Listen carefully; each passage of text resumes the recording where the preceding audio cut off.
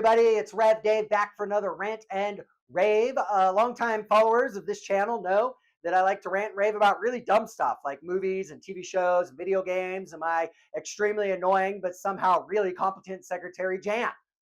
That's right, Jan, I said it. You are wonderfully competent. I know you're eavesdropping over there.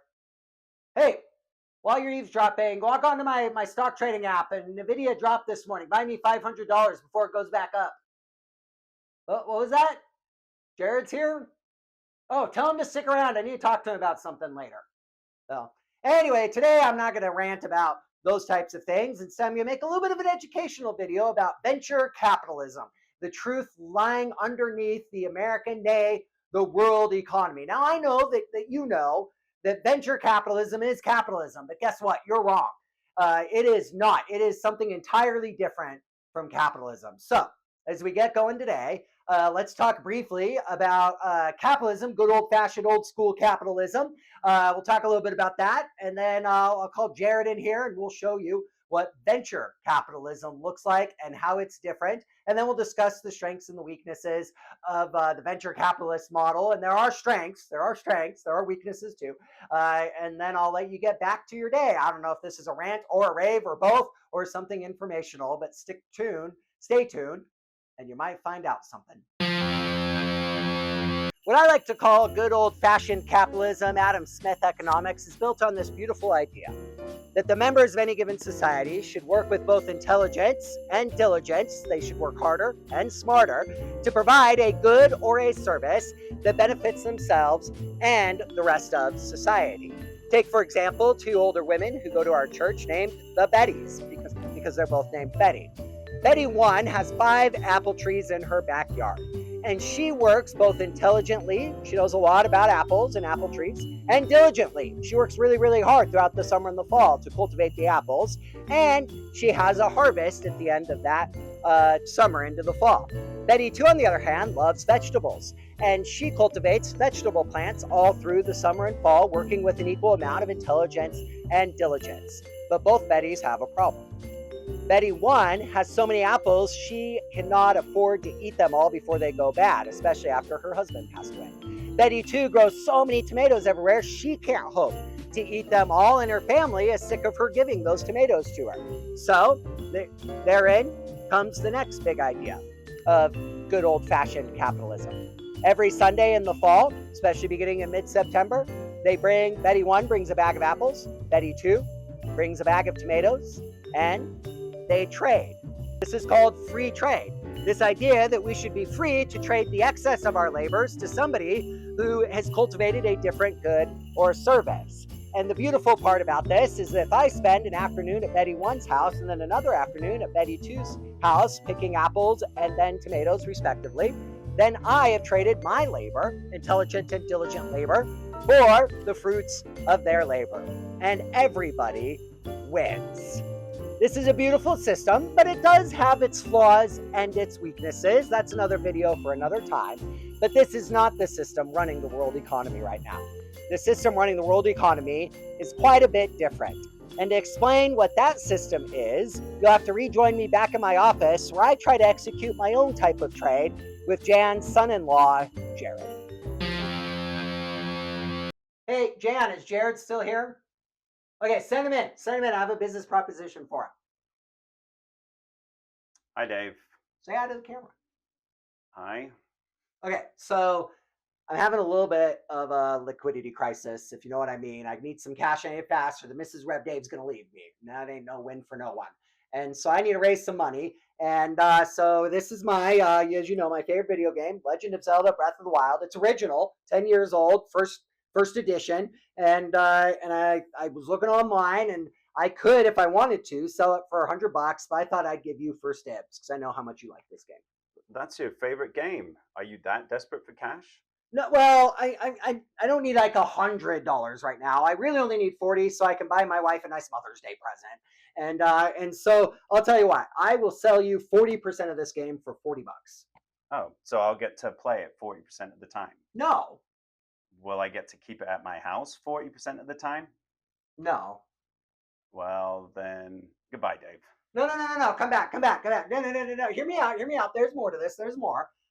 So every time you want to play the game, then we'll hold a shareholders meeting, and we'll get together and we'll decide.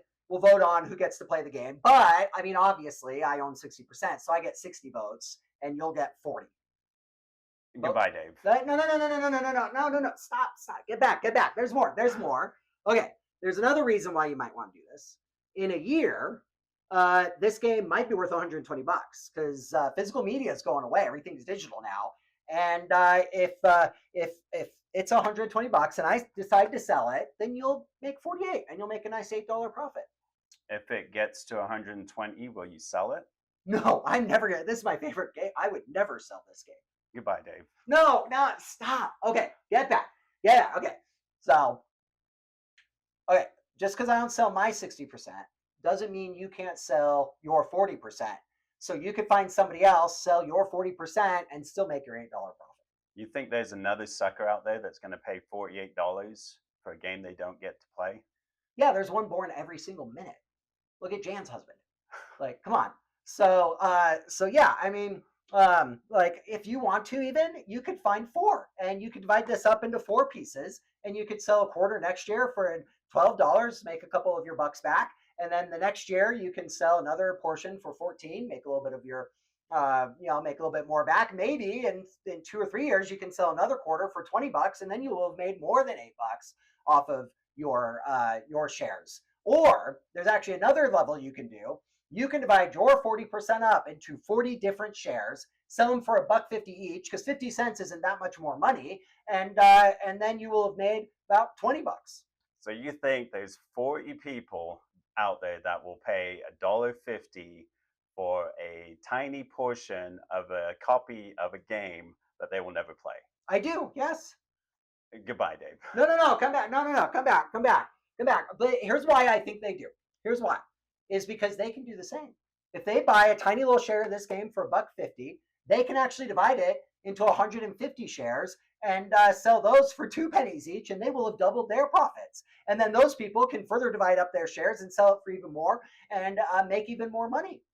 So then the game would be valued at like $1 million, even though it would still only sell for 100. Yeah, the game would be worth $1 million. That doesn't seem right. But yeah, no, it is. It is. So, and it works. So will you at least think about it? Yeah, I'll think about it. All right. While he's thinking about it, join me over at my desk. We're going to talk more about the ins and outs of this system, how it actually works, and some of the strengths and weaknesses. First of all, I don't think too many people are out there are selling shares of physical copies of video games, though it wouldn't surprise me. But we do this with other things. We first started doing it with corporations a few hundred years ago. You had a business and you divided that business up into smaller pieces, which could then be divided up into even smaller pieces, and which could then be divided up into even smaller pieces indefinitely. And as long as there was some sort of promise that whoever was buying these pieces or these stocks or these shares would receive some of the dividend or share in some of the positive perceptions of the public's reaction to this company, it works.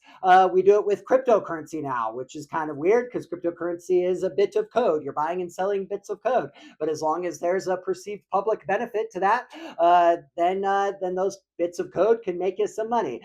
We do it with mortgages, not real estate. We do it with real estate too, but we do it with mortgages. And so I can buy a $100,000 mortgage on a house, and then that $100,000 mortgage is split into tiny little pieces, and they're sold to lenders all over the country or even the world. And then I may owe $75,000 on that mortgage. I may pay off some of it, but the actual mortgage itself is somehow valued at millions and millions of dollars. And so as long as people perceive this thing to have some value, you can divide it up and sell shares of it indefinitely. Now, with that said, there are some strengths and some weaknesses to this model. One of the strengths is that it creates a lot of wealth and a lot of revenue for people who may not otherwise have access to it. In a traditional capitalist system, people get replaced quite quickly and quite often. In a venture capitalist system, those shares can keep making you money over and over and over again, and they can create some nice kickbacks and some nice revenue when your job lays you off or something like that, or you build up a retirement account doing this very thing. This is what 401ks are. And I arguably, I'm not arguing this. You can argue it in the comments. Arguably, venture capitalism might distribute wealth better than some other socialist systems that are out there. I'm not arguing that. You can argue that in the comments. But it is a wealth distribution system, and one that seems to have made a lot of people very wealthy who would not otherwise have been very wealthy, who may have otherwise struggled in a capitalist system. The second strength kind of follows from that. In a technological age where technology is very quickly replacing traditional jobs, that means there's a smaller and smaller and smaller percentage of the population that we need to provide the basic needs of the rest of us. Go back 100 years, we needed about 80% of us to provide 100% of food and water and shelter and entertainment and all those other things. Now, I don't know what that number is, but my guess is it's 5 to 10%. And so this becomes another way for people to make money in a system where we need an decreasingly amount of us to provide for our basic needs. And therein, though, lies the first weakness, is that venture capitalism can't build houses. It can't run power and water and Wi-Fi to those houses. Venture capitalism can't put food on your table. It can't purify water and put water in your tap. It can't make a car for you. It can maybe aid in that, but overall, these stocks and these shares you own aren't really going to feed a society. We still do need some people to do some traditional good old-fashioned capitalism to provide for the needs of the rest of us who are gambling in the stock market, essentially. And deciding who that is gets to be very thorny and very tricky very, very quickly. That's one weakness. The second weakness is the big one. That's the trust issue. Venture capitalism only works as long as people trust that these things that they're buying, these minuscule shares of something, are going to keep being valuable and keep increasing in value. There's been some more really notable times in history when that trust has collapsed and the economy has collapsed with it. The most significant, of course, 1929, Great Depression. We built back a more traditional capitalist model after that, but starting in 1980, we started moving back towards venture capitalism. Since then, there's been some pretty noticeable scares. The dot-com bubble burst in 2001 when people realized that they had been way overvaluing tech shares. I'm curious if that's going to happen with AI here pretty soon. I think we're way overvaluing AI, and there may be some trust issues that happen when we realize that these are great tools, but they're not the saviors of humankind that's being preached. Another notable time when our trust failed us was 2008. When we were dividing up those mortgages over and over again and selling them for more money. Well, then a bunch of people foreclosed on them, and the whole system came that close to collapsing.